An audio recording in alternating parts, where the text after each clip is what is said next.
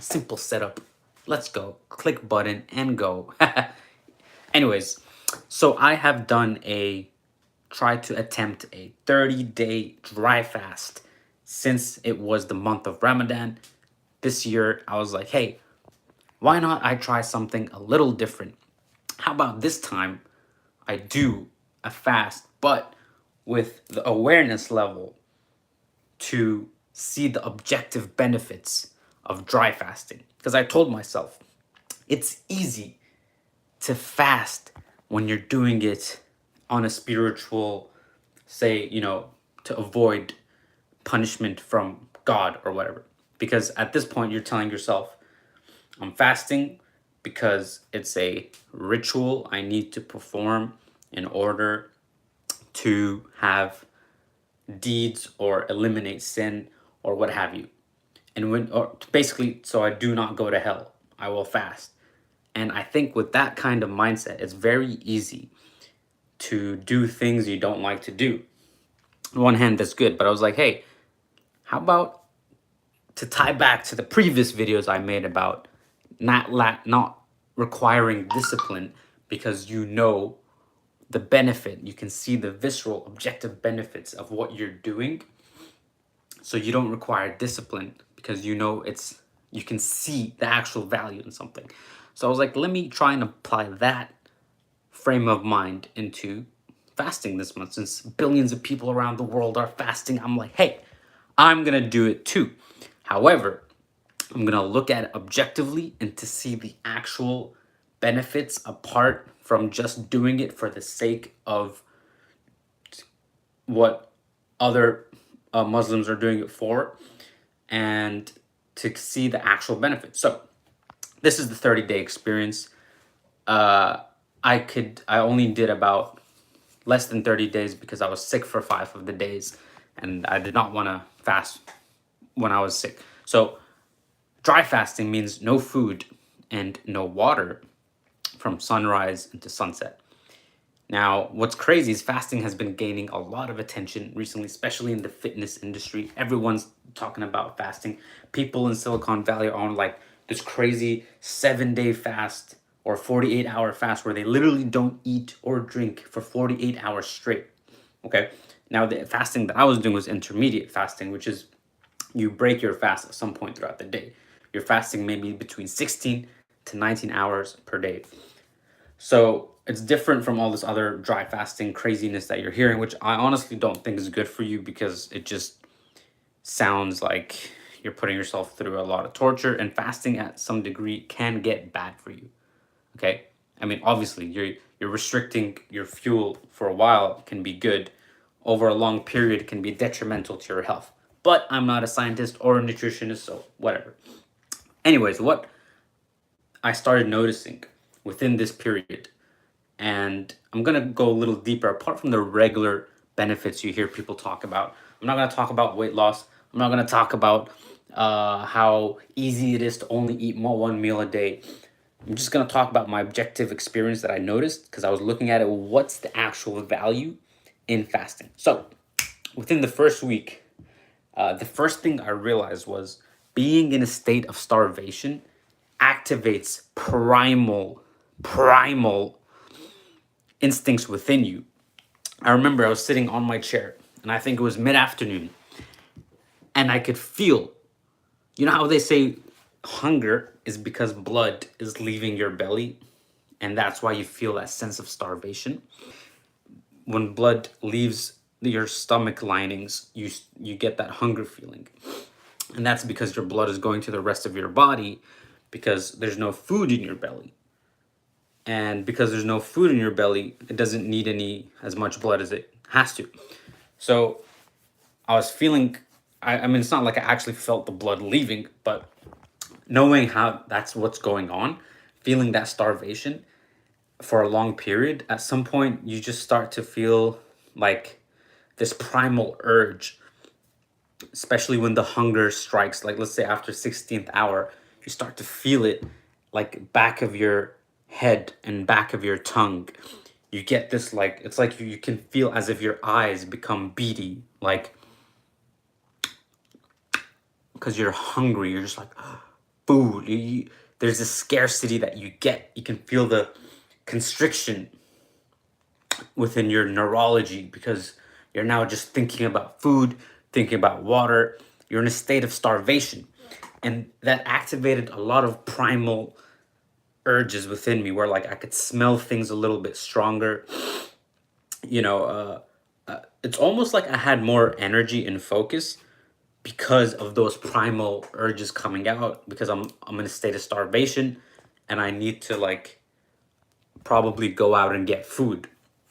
But because I wasn't in a state of actual danger where my body's reacting as if, hey, we're not getting food, we're not getting water, but obviously your conscious mind understands you're not in actual danger and that you have food in the kitchen that you're going to eat at sundown.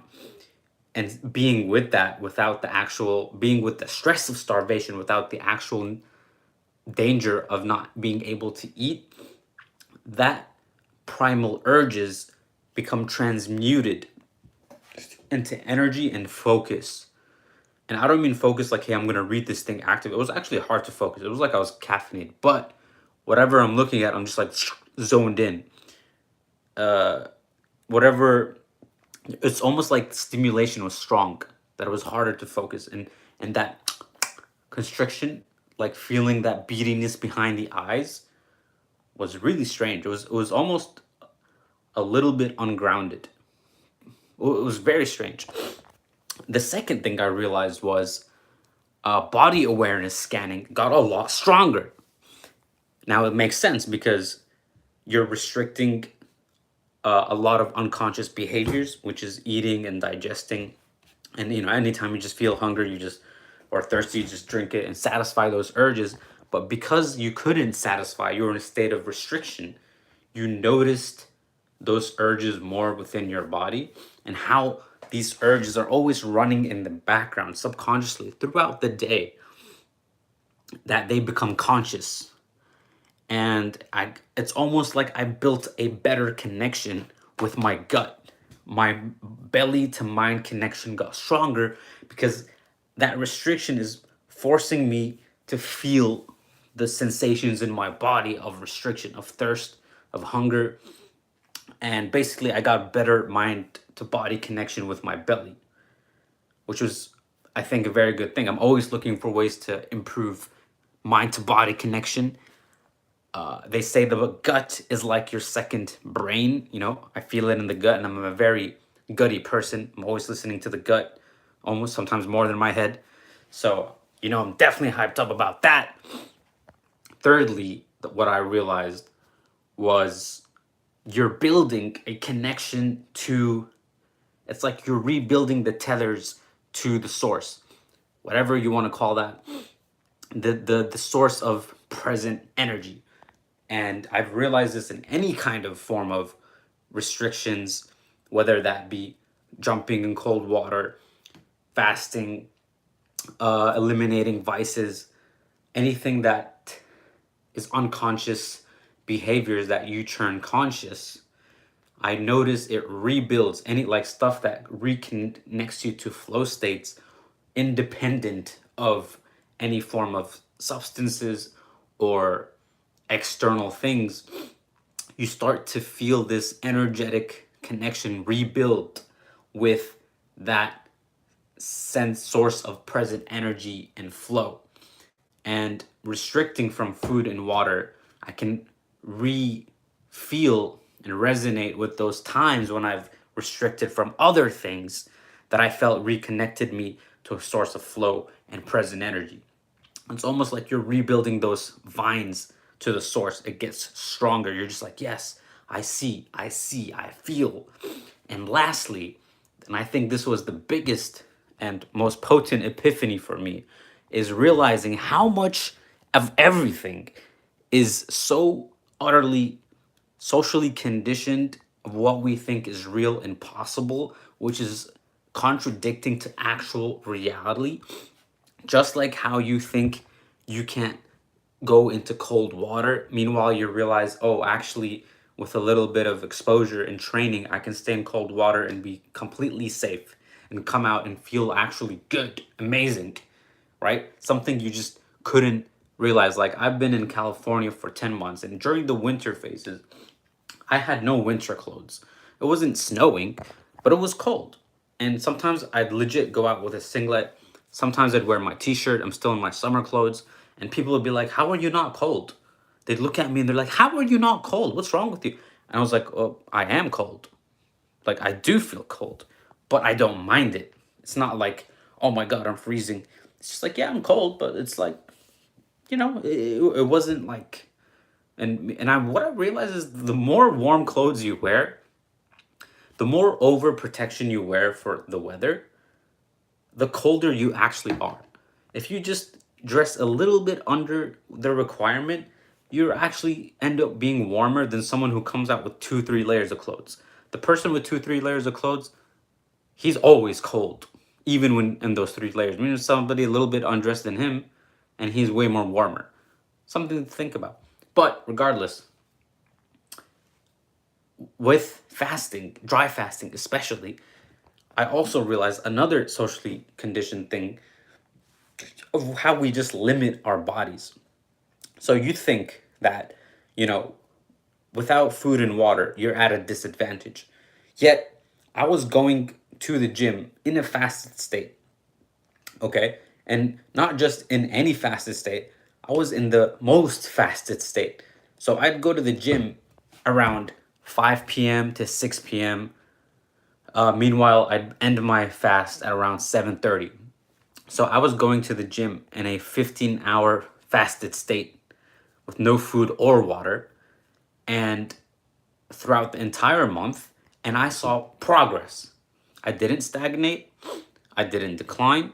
My progress just kept going up. I wouldn't say I was even better in the gym than when I was eating, but I didn't realize the difference in my strength or progression. I was making the same progressions as I was when I was not fasting. And that blew my mind because here I am, dehydrated, underfed, yet I was lifting as heavy and heavier per week. And I was like, well, that debunks everything, huh? You think you're weaker? No, I mean, like, I was objectively lifting heavier and heavier. I wrote it down in my notebook, seeing week 9, week 10, week 9, week 10, week 11, how much I'm lifting. Oh, it's progressively just getting stronger, muscles getting bigger. Why? I mean, when I break my fast, I eat the macros that I need. But being in a fasted state did not affect progress at the gym. I went hiking in a fastest. I hiked and cycled from 2 p.m. until 5:30. That's 3.5 hours of cycling and hiking a hilltop in like a bright sunny weather, in full sunny weather, and heat and everything. And I did not get overly tired. I did get thirsty, but not thirsty to the point I was like, dying. My lips were a little bit dry. I just felt a little bit more tired than usual. But I made the hike. I enjoyed myself. I enjoyed the sun. I saw some cows. I lied under the grass. I took a little sun. I had a great time, and I cycled back. And my legs were completely sore because I cycled for hours and climbed for hours. But I was fine. If anything, I had more energy because I was just like, hey, I no longer identified with the body because I was like, look, you can go to the gym with these things. It's almost like I'm ignoring hunger, I'm ignoring exhaustion, I'm ignoring tiredness, and I'm ignoring physical strain because I know, look, you're not going to eat and drink anyway. So let's just go climb this mountain. And I was able to do it, and I came back, and it's like I gained more energy. And it's not because I was fasting, it was because I no longer identified just with the body.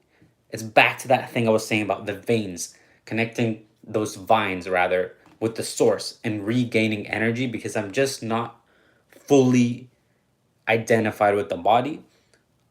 The body is just one thing, but not fully identified with it. I know there's more to just my biological drives. And as a result, I got more energy and more awareness. And I think any kind of practice that has some form of restriction will do these things for you. There's plenty of ways. And fasting has been around for like centuries, thousands and thousands of years. Everyone's been doing it. All different races and religions. It's something that's just ancient people figured out, and now we lost it a little bit in the future. Some traditions kept it. Now it's making a comeback, and everyone's making their own iteration of it. I naturally like intermittent fasting. It just makes a lot of sense. And I tried to understand why you had to go from sunset to sunrise. I'm like, does it have something to do with the circadian rhythm, and how your body reacts in those areas? One thing I do know is that your human growth hormone, which is responsible for growing bones and muscles, is increased during a fasted state and is at its highest in its evening. So I'm not sure if specifically to Ramadan, whether the ancients knew back in the day that the circadian rhythm had an effect with the fasted body, and how the cycle happens, and maybe a concoction happens together that from sunrise to sunset is the best time. That's what I was objectively trying to find out. I personally did not see why the sunset and sunrise. Another possible theory that I had is, people back in the day, they woke up with the sun and they slept with the sun because they didn't have so much modern electricity. So, they went to sleep pretty fairly early. So they fasted during the day because that's when they had to work and go out and, you know, do their humanly tasks. The question is, why couldn't you not just fast at the nighttime? Why not eat throughout the day and then just not eat throughout the nighttime? I'm not sure. Maybe eating during the nighttime is bad for you. I mean, sorry, you're not eating during the nighttime, but you're eating during the day. I actually don't know. That's the part I couldn't figure out. Let me think about it just for a second. You're not eating at the nighttime. Is there a disadvantage in just eating throughout the day? Well, maybe, because if you're just asleep throughout most of the fast, you lose out on all the potential mind benefits that I told you about, the spiritual aspects of building the vines, the awareness and feeling the primal urges and the unconsciousness. Maybe, though, I mean, though, again, I'm not saying you should only fast for those reasons. These were just the objective reasons that I saw, not talking about the actual ritual for religion, right? I think it makes sense that if you want that experience, is to do it throughout the day. But my theory is that there's something to do with the circadian rhythm, and like how I said with the human growth hormone, I mean, obviously, pretty sure I'm wrong. I think human growth hormone comes a lot when you're sleeping too. But I think my suspicion, my intuition tells me it has something to do with your circadian rhythm. Anyways, these were my objective experiences of the dry fast. It is now ended. Okay. Today was the last day of Ramadan. Tomorrow is the celebration. Eid Mubarak, everybody. I'm going to go and have a glorious, the cheat meal, the mother of all cheat meals tomorrow. I'm going to be eating all day, all the food. I'm going to go get some waffles and do some exploring. So, thank you for tuning in. If you have anything, let me know in the comments. If you know the answers to the questions that I just asked, what is the reason that it has to happen between sunset and sunrise? If you know, let me know. And I'll see you on the next one. This is Goober Studios in his closet, coming at you with another episode. And I'll see you again. Weatherman, Weho, Weatherman, go.